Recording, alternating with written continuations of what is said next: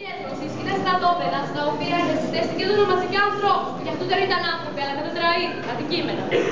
Και να φανταστείς ότι οι ναζιστές δεν μάζευαν τους Εβραίους, αλλά τους ψυχικά πάσχοντες.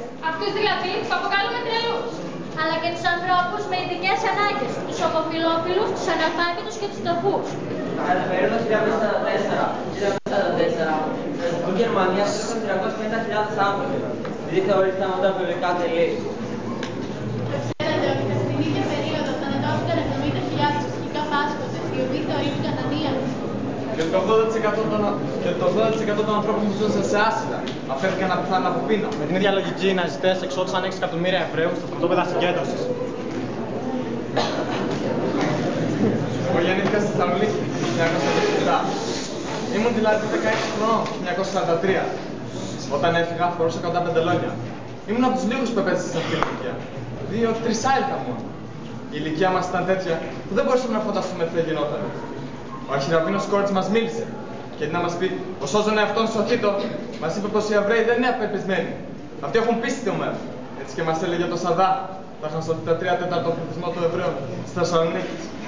Μας είπε πως το μέλλον είναι αθόσπαρτο και να μην φοβηθούμε. Να πάμε εκεί, στην Πολωνία για δουλειά. 8 μέρες συνέχεια μέσα στο τρένο. Φτάσαμε στο Auschwitz και ήταν μεσάνυχτα.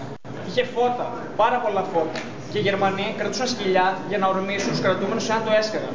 Εγώ είχα στην αγκαλιά μου το μωρό και με λένε να το δώσω στη γυναίκα μου. Το έδωσα στη γυναίκα μου. Εμάς μετά μας πήραν για δουλειά. Τη γυναίκα μου μαζί με το παιδί μου τους βάλαν σε ένα αυτοκίνητο. Τους πήγανε στον Μπίρκενάου. Στο Μπίρκενάου υπήρχε και στρατόπεδο τσιγκάνων.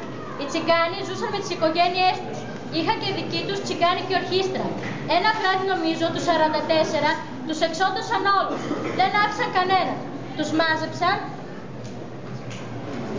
Σκότωσαν ακόμα και μια τσιγκάνα, φιλενάδα ενός SS. Είχαν φέρει τα παιδιά στην Αγγλική νοσοκομείο. Όλο το πρωινό έπαιζαν εκεί.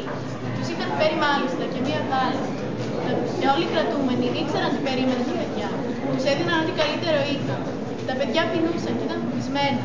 Ρωτούσαν συνεχώς, θα μας σκοτώσουν. Το απόγευμα ήρθαν ο Σέρπα και ο Χάνο. Όσο κρατούσε η θανάτωση, στη γη θανάτου βασίλευε στο πλωβί τους. Η ζωή ήταν πολύ δύσκολη. Όλη μέρα δουλεύαμε και μόνο το μεσημέρι σταματούσαμε φαγητό. Μας έμαθαν φαγητό με καζάνια. Πέναντι υπήρχε μια κουζίνα. Εκεί δουλεύαν οι αιχμάλωτοι. Και αργότερα αρχόντουσαν οι στρατιώτες και έτρωγαν. Είδα το απόγευμα στρωμένα τα μανίκια να κρατάει στα χέρια του όργανο που χρησιμοποιούσε για να δέρνει. Και συχνά τον έβλεπα να βγαίνει ματωμένο. Είχε φτάσει ένα φορτηγό με ένα φορτίο από παιδιά. Το έβλεπα από το παράθυρο του γραφείου. Ένα αγοράκι πήδηξε από το φορτηγό. Κρατούσε ένα μήλο στο χέρι. Τότε βγήκε μπόκερ από την πόρτα. Πλησίασε το παιδί. Το όκισε από τα πόδια και τον πρόγγιξε με δύναμη με το κεφάλι στο παράθυρο. Μετά σήκωσε το μήλο από κάτω. Και είπε σε μένα: καθαρίστε τον τοίχο εκεί πέρα. Και όταν αργότερα βρέθηκα σε μια ανάκριση, είδα τον μπόκερ να τρώει το μήλο.